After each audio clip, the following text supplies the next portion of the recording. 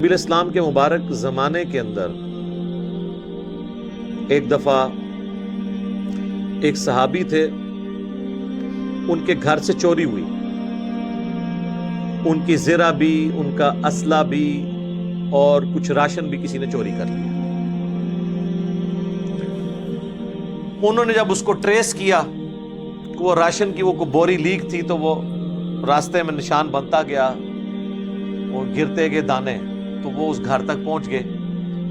اب وہ جس گھر تک پہنچے وہ قبیلہ بھی مسلمان تھا، اور جس نے چوری کی وہ بھی بظاہر مسلمان ہی تھا، کلمہ گو تھا، لیکن منافق تھا اندر سے۔ نبی علیہ السلام کو آ کے شکایت کی گئی۔ جب ان کو پتہ چل گیا کہ انہوں نے چور لوکیٹ کر لیا تو انہوں نے راتوں رات سامان شفٹ کر دیا کہیں، آج بھی اس طرح ہی ہوتا ہے، اور ایک یہودی کے متھے مار دیا کہ اس نے چوری کی ہے، کچھ گواہ بھی لے آئے اور مسروقہ سامان بھی برآمد کر لیا جسے کہتے ہیں۔ تو نبی علیہ السلام نے اس صحابی کو ڈانٹا کہ جس نے دوسرے انصاری صحابی جو کہ ہے منافق تھا اس کے بارے میں شکایت لگائی تھی، تو وہ بیچارہ پھر شرمندہ ہوا۔ حالانکہ اس نے پہلے کہا تھا یا رسول اللہ راشن تو چلیں، وہ کھانے پینے کی چیز اپنے پاس رکھیں، لیکن میرا اسلحہ تو مجھے واپس کریں، میری زیرہ واپس کریں، ایک مہنگی چیز ہے۔ تو بعد میں اللہ کے نبی علیہ السلام کو اللہ نے وحی کے ذریعے بتا دیا کہ آپ جن کی طرفداری کر رہے ہیں نا، تو یہ تو کلپرٹ لوگ ہیں۔ حالانکہ یہودی تھا وہ جس پہ جھوٹا الزام تھا، لیکن اللہ نے کہا کہ یہ بے قصور ہے، قصوروار یہ لوگ ہیں جو آپ کے ساتھیوں میں گھسے ہوئے ہیں، اوپر سے کلمہ گو بھی ہیں۔ پھر آپ ذرا ان الفاظ کی ذرا سختی دیکھیے گا، نبی علیہ السلام کو سنگولر کے سیغے سے خطاب کر کے اللہ تعالیٰ نے کتنی سخت گفتگو کی ہے، اور ان آیات کی روشنی میں آپ کو علم الغیب کا عقیدہ بھی کلیئر ہو جائے گا۔ جی، بخاری اور مسلم دونوں میں حدیث ہے، نبی علیہ السلام نے فرمایا تم بعض اوقات میرے پاس جھگڑا لے کے آتے ہو، تم میں سے کوئی زیادہ چرب زبان ہوتا ہے اور وہ اپنے دلائل سے مجھے قائل کر لیتا ہے اور میں اس کے حق میں فیصلہ دے دیتا ہوں، کیونکہ نبی علیہ السلام نے تو شواہد کی بنیاد پہ فیصلہ کرنا ہے۔ جس طرح انہوں نے بھی دیکھیں جھوٹے گواہ بھی تو پروڈیوس کر ہی لیے نا، تو جج نے تو یہی کرنا ہے کہ اس جوڈیشری نے تو دیکھنا ہے گواہیوں کو، اللہ یہ کہ اللہ تعالیٰ غیبی خبر دے دے، ورنہ تو کوئی نہیں جج کر سکتا۔ تو تم میں سے بعض اوقات کوئی چرب زبان ہوتا ہے، اور میں اگر اس کے حق میں فیصلہ کر بھی دوں تب بھی وہ اپنے گھر آگ کا ٹکڑا لے کے جا رہا ہوگا اگر میں نے بھی اس کے حق میں فیصلہ کر دیا، اگر وہ ناحق ہوا۔ یعنی اللہ تعالیٰ اس چیز کا لحاظ نہیں کرے گا کہ میرے نبی نے اس کے حق میں فیصلہ کیا، چونکہ نبی علیہ السلام نے ظاہری شواہد کے اوپر فیصلہ کیا اور وہ فیصلہ غلط ہے۔ اللہ تعالیٰ انصاف پہ بات کرے گا، اور اس فیصلے کی انڈورسمنٹ نبی علیہ السلام سے اس شخص کو جہنم کی آگ سے نہیں بچا سکتا، کیونکہ وہ ناحق ہے۔ تو سر باقی لوگ تو آپ چھوڑ ہی دیں، آپ لوگ تو وہ جو لوٹوں والوں کے پاس اور جو ناخنوں کے اندر وہ چور دکھاتے ہیں ان لوگوں کے پاس بھاگتے پھرتے ہیں، یا تو نبی علیہ السلام کی بات ہو رہی ہے، اور یہ واقعہ پورا جامعہ ترمذی میں موجود ہے۔ اللہ نے وحی کے ذریعے حضور کو بتایا کہ آپ جو ہے نا ان لوگوں کی طرف سے جھگڑا کر رہے ہیں اور ان کی طرفداری کر رہے ہیں جو خائن لوگ ہیں، اور بڑے سخت الفاظ نبی علیہ السلام کے لیے اللہ تعالیٰ نے یہاں پہ استعمال کیے، اور مقصد تھا ہم تک بھی بات پہنچے کہ آپ نے انصاف پہ قائم ہونا ہے۔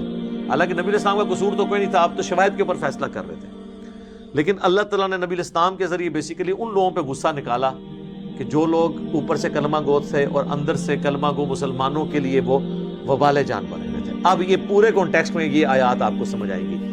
اعوذ باللہ من الشیطان الرجیم، بسم اللہ الرحمن الرحیم، انا انزلنا الیک الکتاب بالحق، بے شک ہم نے اے نبی صلی اللہ علیہ وآلہ وسلم آپ کی طرف یہ کتاب نازل کی ہے مقصد کے ساتھ، حق کے ساتھ، پرپز فل،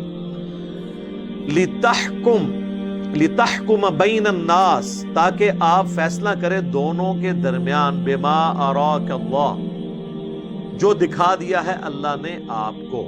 یعنی اللہ تعالیٰ نے پھر غیبی خبر کے ذریعے یہ بات بتا دی، ایک یہ معنی ہو سکتا ہے۔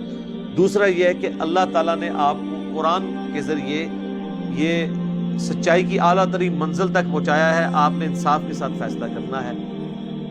وَلَا تَكُن لِّلْخَائِنِينَ خَصِيمًا، اور اے نبی بددیانت خائن لوگوں کی طرف سے آپ جھگڑا نہ کریں، آپ ان کی طرفداری مت کریں. یعنی اب اللہ نے آپ کو دکھا دیا کہ یہ 2 نمبر لوگ ہیں، سارے گواہ جھوٹے ہیں. واستغفر اللہ، اور اللہ سے استغفار کریں. ان اللہ کان غفور رحیم، بے شک اللہ تعالیٰ بخشنے والا مہربان ہے. سرکار آپ دیکھ لیں، نبی علیہ السلام کا مبارک زمانہ ہے، کلمہ گو لوگ ہیں، حضور کے ساتھی ہیں، اور کیا حرکت ہو رہی ہے کہ اللہ کے نبی علیہ السلام کے بارے میں بھی اتنے سخت الفاظ ہیں. تو آج کے لوگوں کو تو آپ چھوڑ ہی دیں. سر اس طرح کی درجنوں آیات ان لوگوں کے گلے کا کانٹا ہے جنہوں نے صحابہ کرام کے لیے عصمت کا عقیدہ کلیم کر دیا ہوا ہے. جس طرح توحید کی آیات چبھتی ہیں نا ہمارے خاص فرقے کو، جو یہ سمجھتے ہیں کہ ہم نے شرک کرنا ہی کرنا ہے، اس طرح یہ آیات ان لوگوں کو چبھتی ہے جنہوں نے صحابہ کرام کو معصوم ڈکلیئر کر دیا ہے. وہ کہتے ہیں نہیں، اس کے اندر تو توہین ہو جائے گی. اس سے بڑی توہین تو پھر وہ ہو جاتی ہے جو سورہ الجمعہ میں آیا ہے کہ نبی علیہ السلام خطبہ دے رہے تھے تو لوگ خطبہ چھوڑ کے تو وہ بازار میں تجارت کے لیے چلے گئے، اور قیامت تک یہ آیات پڑھی جائیں گی. اور بخاری میں الفاظ ہے صرف 12 بندے مسجد میں رہ گئے، باقی سب حضور کو چھوڑ کے تو منڈی میں چلے گئے. اور اللہ نے کیا کہا کہ تم نے اللہ کے نبی کو اکیلا چھوڑ دیا وہاں اور تجارت کے چکر میں چلے گئے. اب یہ آیات قیامت تک پڑھی جائے. وہ کوئی بریلوی دیوبندی اہل حدیث یا شیعہ نہیں تھے جو جمعہ پڑھ رہے تھے. تو بیسیکلی آپ یہ سمجھیں کہ انسان ہی ہے، چاہے اس زمانے کا ہو یا اس زمانے کا. ہر انسان کے ساتھ کمزوریاں تو جڑی ہوئی ہیں. تو اس کو توہین اور گستاخی اس کیٹیگری کی بجائے اس کو علمی طریقے سے معاملات کو سمجھنا چاہیے. وَلَا تُجَادِلْ عَنِ الَّذِينَ يَخْتَانُونَ أَنفُسَهُمْ، اور مت جھگڑا کریں آپ ان کی طرف سے جو خیانت کرتے ہیں اپنے آپ سے. یعنی انہوں نے اپنے آپ سے خیانت یہ ہے کہ کلمہ گو ہیں تو پھر کلمے کے خلاف کیوں چل رہے ہیں، اللہ کے باغی کیوں ہوئے ہیں، جھوٹے گواہ کیوں پیش کر رہے ہیں. ان اللہ لا يحب من كان خوانا اثیما، بے شک اللہ کبھی دوست نہیں رکھتا اسے جو بڑا بددیانت ہو، بدکار ہو. بددیانتی تھی اب ان لوگوں کی، جھوٹی گواہیاں پیش کرنا.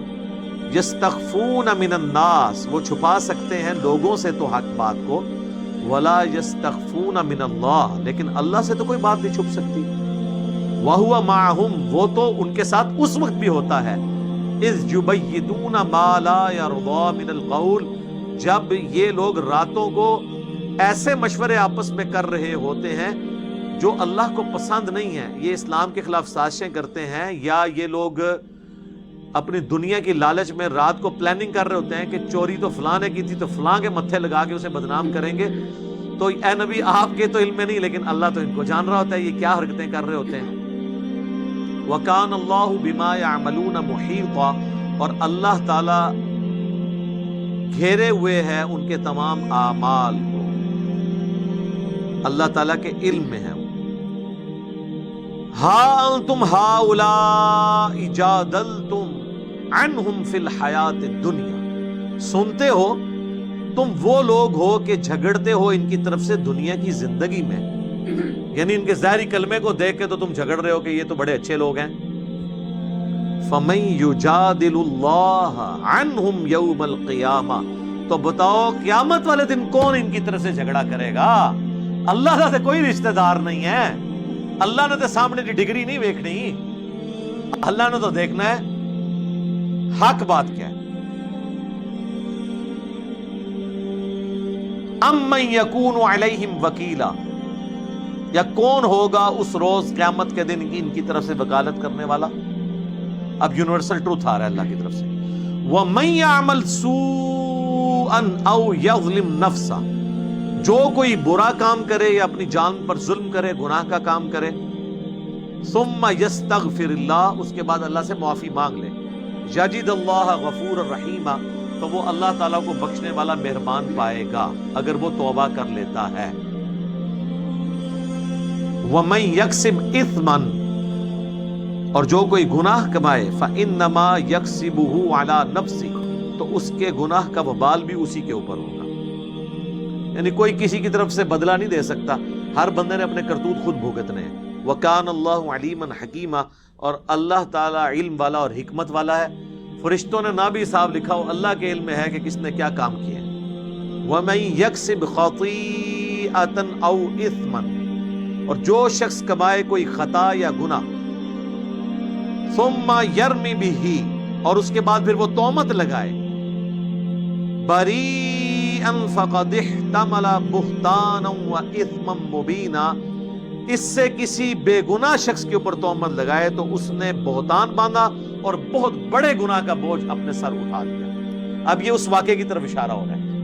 اللہ نے نہیں لحاظ کرنا یہ کلمہ گو ہے، حضور کا ساتھی ہے، نہیں، جس نے بھی 2 نمبری کی وہ اپنا گناہ کا وزن اٹھائے گا۔ وَلَوْلَا فَضْلُ اللَّهِ عَلَيْكَ، اور اے نبی اگر اللہ کا فضل نہ ہوتا آپ پر، وَرَحْمَتُهُ، اور اس کی رحمت نہ ہوتی، لَهَمَّتْ طَائِفَةٌ مِّنْهُمْ، تو ایک گروہ تھا لوگوں کا ان میں سے، أَن يُضِلُّوكَ، کہ وہ آپ کو غلطی میں ڈال دیتے، ایسا لفظی تنمہ ہے کہ آپ کو گمراہ کر دیتے، یہ لیکن گمراہ وہ والا نہیں ہے، یہ انگلش میں جس طرح کہتے ہیں نا مس لیڈ کرنا، آپ کو مس لیڈ کر دیتے حق بات سے کہ یہ نہیں مسئلہ یہ ہے۔ وَمَا يُضِلُّونَ إِلَّا أَنفُسَهُمْ، اور یہ گمراہ نہ کرتے مگر اپنی ہی جانوں کو، یعنی اگر حضور ان کے حق میں فیصلہ بھی کر کے اس صحابی کو ڈانٹ دیا تو آخر تو انہوں نے اپنی برباد کر لی نا، حضور کا کیا نقصان کیا، اپنا نقصان کیا۔ وَمَا يَضُرُّونَكَ مِنْ شَيْءٍ، اور آپ کو کوئی چیز نقصان نہیں پہنچا سکتی، نقصان تو انہوں نے اپنا کیا۔ وَأَنزَلَ اللَّهُ عَلَيْكَ الْكِتَابَ وَالْحِكْمَةَ، اور اللہ نے آپ پر کتاب نازل کی اور حکمت، وَعَلَّمَكَ مَا لَمْ تَكُنْ تَعْلَمُ، اور آپ کو وہ سکھا دیا جو آپ نہیں جانتے تھے۔ کتاب و حکمت آپ کو سکھائی، اور اسپیسیفکلی اس واقعے میں آپ کو یہ بھی بتا دیا کہ سچائی کہاں پر تھی۔ یہ اللہ تعالیٰ کا کرم ہے، ظاہر ہے اللہ تعالیٰ اپنے پیغمبروں کو غیبی خبروں پر مطلع کرتا ہے۔ وَكَانَ فَضْلُ اللَّهِ عَلَيْكَ عَظِيمًا، اور آپ پر اللہ کا بہت بڑا فضل ہے۔ نبی علیہ السلام کو اللہ تعالیٰ نے یہ خوبی دی ہے کہ انبیاء کرام اگر اجتہاداً کہیں پہ کوئی فیصلہ کرتے ہوئے شواہد کی بنیاد پہ غلط فیصلے پر بھی پہنچیں تو اللہ تعالیٰ ان کی ریمیڈی فرما دیتا ہے، لیکن یہ فیصلہ گناہ نہیں ہوتا، کیونکہ بخاری اور مسلم دونوں میں حدیث ہے اگر حاکم وقت دلائل کی روشنی میں کوئی فیصلہ کرے اور اس کے بعد صحیح فیصلے پہ پہنچے تو اسے ڈبل اجر ملے گا، اور اگر وہ غلط فیصلے پہ پہنچے تو اسے 1 اجر ملے گا، کیونکہ اس کی نیت میں کوئی شک نہیں۔ لیکن یہ اس کے لیے ہے جو حاکم وقت ہو، جس کی اللہ نے ڈیوٹی لگائی ہے کہ اس نے مینجمنٹ کرنی ہے۔ یہ نہیں ہے کہ حاکم وقت کے خلاف کوئی کھڑا ہو کے اجتہاد کرنا شروع کر دے، یا سپریم کورٹ کے پینل میں کوئی اپنی کورٹ بنا لے اور کہ جی میری کورٹ نے غلط فیصلہ کیا تو مجھے 1 اجر تو ملے گا، صحیح کیا تو 2، نہیں۔ جس کی ذمہ داری حاکم وقت کے الفاظ ہیں،